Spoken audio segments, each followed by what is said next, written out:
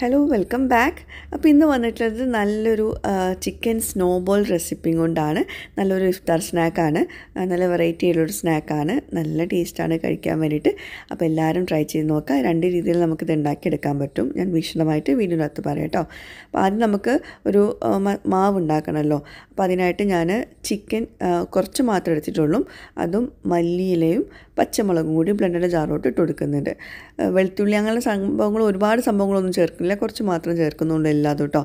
അപ്പം ഈ 3 ഐറ്റംസ് നമ്മൾ ബ്ലെൻഡറിൻ്റെ ജാറോട്ട് ഇട്ട് കൊടുത്തു. പിന്നെ ഒരു 1/2 ടീസ്പൂണോളം ചിക്കൻ മസാലപ്പൊടിയോ മന്തി മസാലയോ മജ്ബൂസ് മസാല അങ്ങനെ എന്തെങ്കിലും പൊടികൾ ഇട്ട് കൊടുക്കുക. എന്നിട്ട് കുറച്ച് ഉപ്പ് പാകത്തിന് മാത്രം മതി, ഒരുപാട് ചേർക്കരുത് കേട്ടോ. കാരണം ഓൾറെഡി നമ്മൾ ഇതിനകത്ത് വേറെ ഉപ്പ് ചില്ലത് ചേർക്കുന്നുണ്ട്. പിന്നെ ഒരു മുട്ട നന്നായിട്ട് കലക്കിയെടുത്തിട്ട് അതിൻ്റെ പകുതിയോളം ചേർക്കുക. കുറച്ച് ചിക്കൻ മാത്രമേ ഉള്ളൂ, ഒരുപാട് ചേർക്കണ്ട കേട്ടോ. അപ്പോൾ ഇതെല്ലാം കൂടി നല്ലോണം ഫൈനായിട്ട് അരച്ചെടുക്കുക. അപ്പം അരച്ചവിടെ വെച്ചിട്ടുണ്ട്. ഇനി നമുക്കിതിലോട്ട് വേണ്ടത് ബ്രെഡാണ്. ബ്രെഡിൻ്റെ സൈഡൊക്കെ കട്ട് ചെയ്തിട്ട് നമ്മളത് ചെറിയ ചെറിയ കഷ്ണങ്ങളാക്കി എടുക്കണം ആദ്യം. കാരണം ഈ ഒരു ചിക്കൻ്റെ മാവുണ്ടല്ലോ, അത് നമ്മൾ ഈ ബ്രെഡിൽ റോൾ ചെയ്തെടുക്കുന്നുണ്ട്. അപ്പോൾ അതുകൊണ്ട് ഇതിൻ്റെ സൈഡ് കട്ട് ചെയ്ത ശേഷം ആ വൈറ്റ് ഭാഗം മാത്രം എടുത്തിട്ട് ഇതുപോലെ ഞാൻ കാണിച്ചു തരാം. അത് നമുക്കിതിൻ്റെ സൈഡൊക്കെ ഒന്ന് കട്ട് ചെയ്തെടുക്കാം. ഞാൻ പറഞ്ഞല്ലോ ഇത് 2 രീതിയിൽ ഉണ്ടാക്കിയെടുക്കാൻ പറ്റുമെന്ന്. ഇപ്പം നമ്മളൊരു കബാബിൻ്റെ മാവാണ് ഉണ്ടാക്കിയെടുക്കുന്നത് ചിക്കൻ വെച്ചിട്ട്. അപ്പോൾ ചിക്കൻ നമ്മൾ വേവിക്കാണ്ട് തയ്യാറാക്കുന്നത്. അപ്പോൾ അങ്ങനെ വരുമ്പം ഈ ഒരു റെസിപ്പി നമ്മൾ ചെയ്യുന്നത് എയർ ഫ്രയറിലാണ്. കാരണം ചിക്കനൊക്കെ നന്നായിട്ട് കുക്കായി കിട്ടണം. അതിൻ്റെ പുറംഭാഗമുള്ള കോട്ടിങ് ബ്രെഡ് കൊണ്ടായതുകൊണ്ട്. അപ്പോൾ നിങ്ങൾക്കിപ്പം എയർ ഫ്രയർ വീട്ടിലില്ല എന്നാണെങ്കിൽ, നിങ്ങൾക്ക് ഫ്രൈ ആക്കി എടുക്കണം എന്നാണെങ്കിൽ ഇതിൻ്റെ ഫില്ലിങ് നിങ്ങൾ വഴറ്റിയെടുത്തിട്ട് നമ്മൾ കട്ട്ലറ്റിൻ്റെ ഒക്കെ മാവ് ആക്കുന്ന പോലെ, അല്ലെങ്കിൽ ഈ സെയിം ഇത് തന്നെ ഒന്ന് വഴറ്റിയെടുത്തിട്ട് മാവ് പരുവത്തിലാക്കിയിട്ട് വേണം ചെയ്തെടുക്കാൻ വേണ്ടിയിട്ട്. അപ്പോൾ ഞാൻ പറഞ്ഞുതരാം കേട്ടോ, ആ ഒരു സ്റ്റേജ് എത്തുമ്പോൾ ഞാൻ പറഞ്ഞുതരാം. അപ്പോൾ ഇതുപോലെ ചെറിയ ചെറിയ കഷ്ണങ്ങളാക്കിയെടുക്കുക ബ്രെഡ് കേട്ടോ. അപ്പോൾ വൈറ്റ് കളറിലുള്ള ബ്രെഡ്, വൈറ്റ് മാത്രം എടുക്കുക കേട്ടോ. അപ്പോൾ അത് മാറ്റി വെച്ചിട്ടുണ്ട്.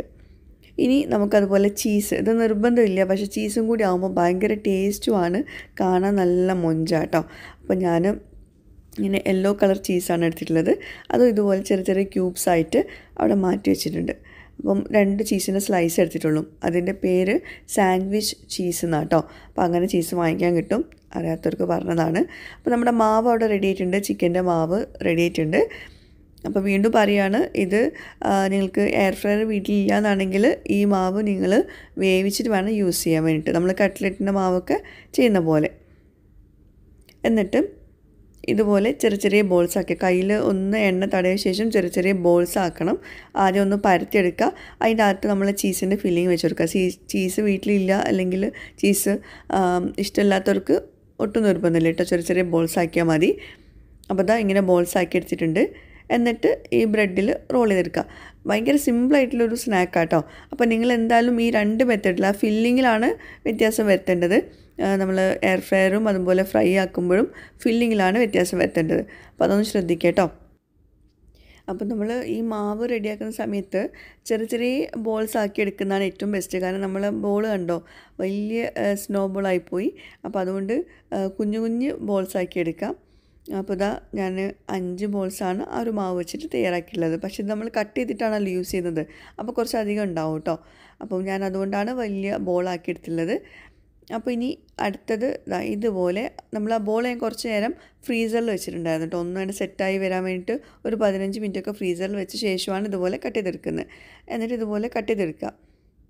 എന്നിട്ട് നമ്മളത് എയർ ഫ്രയറിൽ ചെയ്തെടുക്കുന്നത്. ആ ബോൾ പോലെ തന്നെ ആക്കുന്നില്ല, ഇങ്ങനെ കട്ട് ചെയ്തിട്ട് കേട്ടോ. അപ്പോൾ നല്ല രസമായിരിക്കും അത് റെഡി ആയിട്ട് വരുമ്പോൾ. പിന്നെ ഇടയ്ക്കൊരു പ്രശ്നം പറ്റിയെന്ന് വെച്ചിട്ടുണ്ടെങ്കിൽ, ഞാൻ എയർ ഫ്രയറിൽ വെക്കുന്ന വീഡിയോസൊക്കെ എനിക്കെടുക്കാൻ പറ്റില്ല. കാരണം ഈ ഒരു സമയത്ത് ഞാനിത് വീഡിയോ ഷൂട്ട് ചെയ്യുന്ന സമയത്ത് എൻ്റെ ഫോണ് താഴെ വീണിട്ട് ഫോണ് ക്യാമറ ബ്ലേഡായിപ്പോയി. ഞാൻ ലാസ്റ്റ് കാണിക്കാം കേട്ടോ അത്. അപ്പോൾ ഞാൻ പിന്നെ അപ്പോൾ വിചാരിച്ചു മതി ഇനിയിപ്പോൾ വീഡിയോ എടുക്കുകയെന്ന് വെച്ചാൽ ഞാൻ വേഗം എയർ ഫ്രയറിലാണ് വെച്ചു, അത് റെഡിയാക്കി. അപ്പോൾ 180 ഡിഗ്രിയിൽ ഒരു 8 മിനിറ്റാണ് വെക്കേണ്ടത്. ആദ്യം ഒരു 4 മിനിറ്റ് വയ്ക്കുക, എന്നിട്ടൊന്ന് ജസ്റ്റ് ഒന്ന് ബ്രഷ് ചെയ്ത് കൊടുക്കുക ഓയിൽ. എന്നിട്ട് വീണ്ടും ഒരു 4-5 മിനിറ്റ് വെക്കുക കേട്ടോ. ഓയിലൊന്ന് ജസ്റ്റ് ആ ഒരു ബ്രെഡിൻ്റെ മുകളിൽ ബ്രഷ് ചെയ്ത് കൊടുക്കണം. അപ്പോൾ അതൊന്നും എനിക്ക് വീഡിയോയിൽ ഷൂട്ട് ചെയ്യാൻ പറ്റിയില്ല, വെരി വെരി സോറി. കാരണം എൻ്റെ ഫോണ് താഴെ വീണപ്പം അത് ബ്ലേഡായപ്പം എനിക്ക് ഉള്ളത് മൂടൊക്കെ പോയി.